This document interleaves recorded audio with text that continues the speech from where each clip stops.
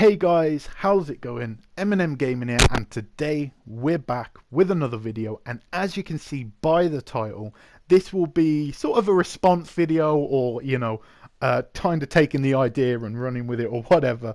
From PS I Love You. Now I will tweet at Colin and Greg from there. I doubt they're going to watch the video, but if you are, thank you for the idea. Thank you for making this video possible. But obviously, I wanted to talk about the top 9 upcoming PS4 exclusives. Now, obviously, I want to talk about, the stipulations within this. First off, it's only AAA games. So something like Gravity Rush, which I'm excited for, will not make the list because it's not like a huge game, you know what I mean? World of Final Fantasy won't make the list because it's not a huge game. But I think, we can all agree that every one of these 9 games is a AAA, big budget AAA game. So yeah, we'll definitely get into this. And second off, this is just like I say, my opinion. Just like they said, it's not like anything to do with what I think people enjoy, what will sell the most or anything like that. It's just what I personally think from what I've seen, from what I've heard, and reviews from trusted people that I trust, that I've put in this list. So anyway, rambling aside, and I will apologise, I will probably ramble a lot about these games during this video, so I do apologise. But if you've been subbed for a while, you'll know that's that's what I do. Anyway, with that being said, let's get into the first one. Number 9, going from worst to best, even though all these games are probably going to be fantastic, in my opinion. So number 9, Death Stranding. Now this might be a little bit of a controversial one because this was winning Game of the Show at E3 and stuff. I'll be honest with you, Hideo Kojima, fantastic talent, but to be honest, I don't know why this game's so excited. And I'm not saying it's going to be bad. Hideo Kojima's got a pretty good, track record for games. And I'm sure it's going to get 9s and 10s across the board when it does come out. The problem is what was actually shown. You know what I mean? There was a naked guy with some dead crabs and a title. Now, will that be in the game? Will that be any part of the game? Probably not. So you have to realize we haven't seen any gameplay. We don't know what kind of genre is it, an RPG. He was saying there's online elements.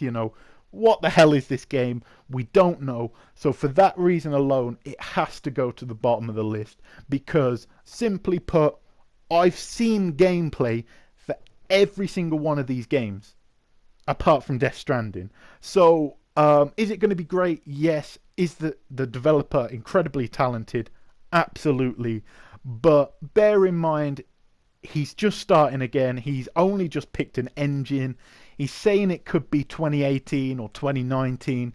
So we're looking 3 years away. So again, if we had more on the game, it would be higher. But I very much doubt we will see. Well, hopefully we don't see anything from this game until holiday 2017 latest, but I'm sure we'll see it PSX 2016. You watch. But anyway, Death Stranding, number 9, probably going to be a fantastic game, but we've seen so little of it to go any higher than last. Number 8, Dreams. Now, Dreams is a very unique game, and that's what I like about Media Molecule. Of course, they don't make the games that are going to make you multi-millions of dollars or whatnot. Apart from, you could argue Little Big Planet, which was a very well-received, well-respected game, sold a lot of copies. 1, 2, and the kart racing game were fantastic in my opinion. Now, I'm not too sure about the kart racing game, but I know 1 and 2 were made by Media Molecule, and they were fantastic. 3 wasn't that good, but it wasn't made fully by Media Molecule, and that's the reason I personally think it wasn't that good. Now, Dreams, probably going to review quite well. The only problem is, I just feel that there is games on this list that I know what I'm getting into. I know they're going to be good. I know what I'm getting from them. I can't tell you what the hell is going on in Dreams. Like, it's exciting. I can play with it in VR. I can use the move ones and all that sort of stuff to create worlds and stuff. That's awesome. But what the hell is the story? Do you know what I mean? Like, there's meant to be a story, or is there? I don't know. But for that reason, it goes a little bit down on the list. And to be honest, if this doesn't do very well, this game, Dreams, sort of like Tearaway. Tearaway is a fantastic game. Didn't sell millions. So if this doesn't do very well, I hope, and if anyone is watching this who's in the know or whatever, or can pass a message on, I very much doubt it. But if that's the case, Sony or whatever, you need to have Media Molecule become like Guerrilla Games. You need them to say, look, this is our comfort zone, this creative sort of thing. This is our comfort zone. This is what we know what to make. But let's expand our, ventures. Killzone would have sold millions if they dropped Killzone 4. But they took a risk and chose to make Horizon Zero Dawn a third-person open-world RPG. You know what I mean? That's incredible. So hopefully Media Molecule can do that, get out their comfort zone and make something really, really interesting. And, maybe improve on a genre that we thought was a little bit stale or whatnot. Anyway, rambling aside, that's my thoughts on Dreams. But let's get into number 7, and that is Gran Turismo Sport. Gran Turismo Sport is one of those banker games. You know it's going to be good if you like racing games. I'm not even a big fan of racing games, but it's very much a nostalgia sort of game for me. I played it on the PS1. I loved the PS2 version of the game that I had, and the PS3 version was really good as well. So for me personally, I love Gran Turismo. I'm not even a big racing game fan, but it's always about nostalgia. It's always my go-to racing game. So for me, I know what I'm getting. I know it's going to be good. And the main reason it's high up on the list is because I'm excited to play through it in VR. Gran Turismo is the most accurate and, most, one of the most at least, accurate real life racing sims. To play through that in VR, where it's meant to be like a virtual reality, I think it's pretty cool, in my humble opinion. So, Gran Turismo, number 7. Number 6, The Last Guardian. Now, The Last Guardian is one of those games where I'm so intrigued to play this game, but the thing is, it's one of those, it could be a Shadow of the Colossus, it could be an Ico, or it could just be a complete and utter failure. I'm hoping for the first two, but I just don't know. I'm not one of these guys who's completely writing this game off and saying absolutely not, this game's gonna fail and all this sort of stuff. I don't think that's the case, because you kind of look at games that have had long development cycles, they can come out and be pretty good. Neo, the sort of Demon Souls-esque game, that's been in development on and off for about 13 years, and that game plays fantastic, you know what I mean? Final Fantasy 15 I think plays really nice, and I think it looks awesome, and it should be a good game. No better, no worse than good, you know what I'm saying? And so I have hope for The Last Guardian, but what we have to realise as well is there's been a lot of problems with that studio. The developer left, and they had a small team working on it. That's why it's took so long. There's a lot of stuff that's gone on with that game that I can't 100% say this is going to be a 10 out of 10 Shadow of the Colossus-esque game, but at the same time, I definitely can't rule it out because of the pedigree of the games that have come before it. If you kind of look at it, now I'm not saying they're as good as Naughty Dog, because in my opinion they're not, but Naughty Dog lost their head developer, Amy Hennig. My mind went blank for a minute. They lost Amy Hennig. They had to start from scratch with that game. Okay, they probably had an engine and all that to work on, but they had to start from scratch with that game. And to be honest, They had, what, a year and a half, maybe 2 years, and they had no right to make a game that looks that good, runs that good, with an online as flushed out and, as good of a story as they had. They had no right to do that, Naughty Dog, because I don't know another developer that could do that. But again, I'm rambling on at the moment, so there is hope, but we're just going to have to see. But for curiosity's sake, it's going number 6. Now, that was, for me, that was pretty easy putting them in that order. It didn't take much thinking for me for the first 4. The next 5, though, I will say, on another day, you catch me on another day, it could absolutely swap between any of these games. 5th could be 1st, 1st could be 3rd, any sort of variation of that. Honestly, because all of these games are absolutely awesome. But I have to put them in a list. So in number 5, Detroit Become Human.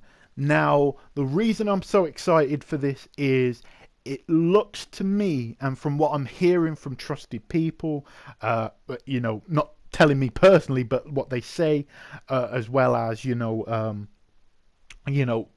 the gameplay for myself, this is more of a Heavy Rain 2 than a Beyond Two Souls 2. It's more of a continuation of Heavy Rain, or that formula, that storytelling formula, than it is Beyond Two Souls.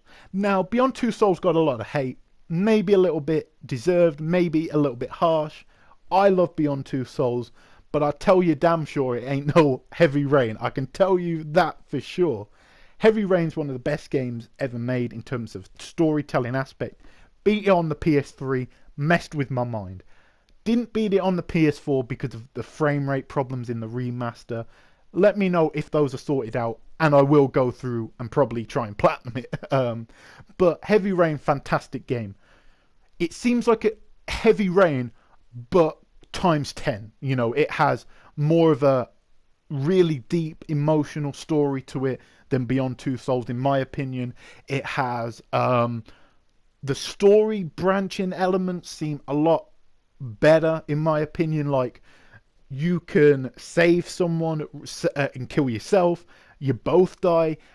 There's every variation under the sun in some of these areas, and God knows how long that took to make. And I'm really excited to see how that pans out, with all these different story branching elements. The only problem with this is Heavy Rain was a goddamn bitch to platinum. And I know for damn sure they're going to make this an absolute bitch to platinum. I can tell you that for sure. Any trophy hunters out there, Detroit Become Human will take about 12 playthroughs. Like, you just know it's going to happen. But with all that being said, the game looks beautiful. They've made a new engine for it. It looks to me, and I'm going to say this is a Naughty Dog fanboy or whatever, it looks better than Uncharted 4. And I'm going to say that now. I haven't played it. I can only go through YouTube, and then, YouTube's a little bit condensed, and maybe on the big TV, it doesn't look anything like Uncharted 4. I don't know. But it looks goddamn amazing. It looks beautiful. I love storytelling games. I love single player games. So this is right up my alley. And yeah, it's only the fact that the next 4 are so good that this is not top of the list. And I think if this comes out 2014, 2015, or even this year, bar Uncharted 4, it's one or not the best games on the PS4, in my opinion. And that's a lot saying that, but I generally think this could be one of the best PS4 exclusives to date. So, a lot of pressure. Hopefully Quantic Dream can live up to my personal standards. But yeah, we'll have to see. In number 4, Spider-Man PS4. Now, I was debating whether to put this number 1. But, I'm a huge Spider-Man fan. He's my favourite superhero. The only problem is we haven't seen much gameplay. I think, from what I'm hearing, they're in like the polishing stage of the game. Like, they're really far along. That's good that they're not showing off everything. I feel with Uncharted, the way they kind of showed off the game, it was a little bit spoilery for me. Game was still fantastic, still game of the year so far for me. But I'm glad that they're not spoiling the game for me. You know, who's the villains, who's this, who's that. I'm just really excited, you know, for the game to come out. But I can't honestly put it above the next three games where we've seen extensive gameplay. That either, you know, extensive gameplay. I've seen a lot of them. But anyway, Spider-Man PS4 probably going to be one of the better PS4 exclusives, and I can't wait for it, in my opinion. In number three, this was very difficult. This was very, very difficult for me personally. But in number three, I've had to go Days Gone. Now, Days Gone is beautiful. It's amazing. I can't wait for it. I'm a huge zombie nut. You know, Last of Us is my favourite game of all time. Just going to put that out there. It's one of the greatest games of all time. I've said it many times on this channel. But yeah, Days Gone, it's not, you know, a Dead Rising where it's just kill loads of zombies, move on to the next area, kill a horde of zombies. It's got a really emotional story to it, and I think that can kind of be missed. A lot of people look at the gameplay and say, oh, this looks fun. It looks like, you know, you just these hordes of zombies.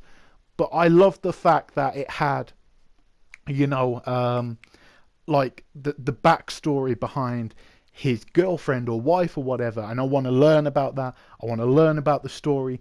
The world's going to be goddamn huge because, like, they're giving you a motorcycle for a reason. You don't give someone a motorcycle if they haven't got something extensive to explore.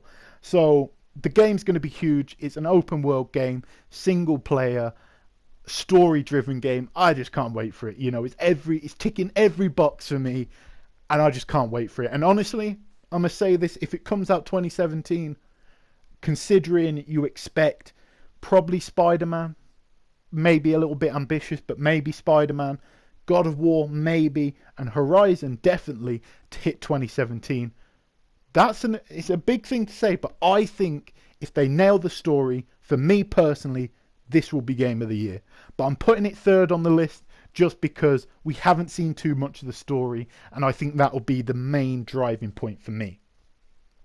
Next up, in number two, God of War. Now, I'm a huge God of War fan. I've beat all the main ones, and I've also beat Ascension. All of them fantastic, all of them great. I love them to pieces. There was a story, there was always a story to God of War, which I can't really understand why people don't see it. You know, there's a deep story and a very emotional story. The problem was Kratos was not the character to portray emotions. So you've got this deep story, and I'm not going to spoil it just in case they ever bring out a collection. There's PS2 games they're bringing back and all that sort of stuff. I don't want to spoil it for you. If you've got a PS3, get the HD collection, get all the 1 and 2, 3 and play through them. But honestly, it's got a deep story to it, but didn't have the character to sort of portray those sort of emotions and make it a real impactful story. With now, they've got a new actor, they've got you know, the story looks like, you know, really interesting. They've added a new element to Kratos. They've added it so he can kind of control his anger now, which is really cool.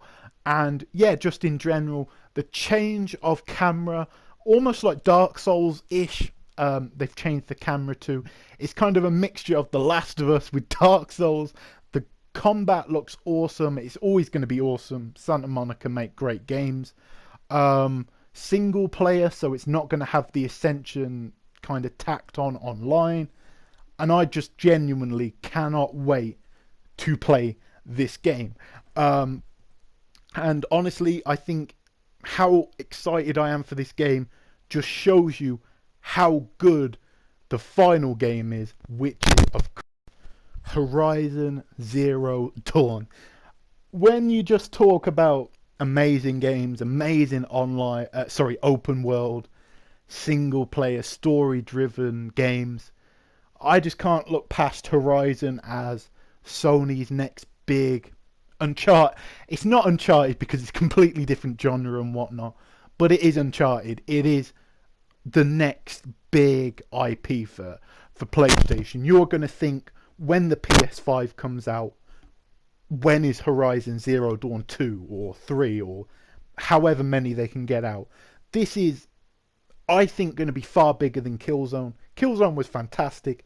It was awesome, but it was always in that space, like, it was trying to be Call of Duty, but it wasn't as popular.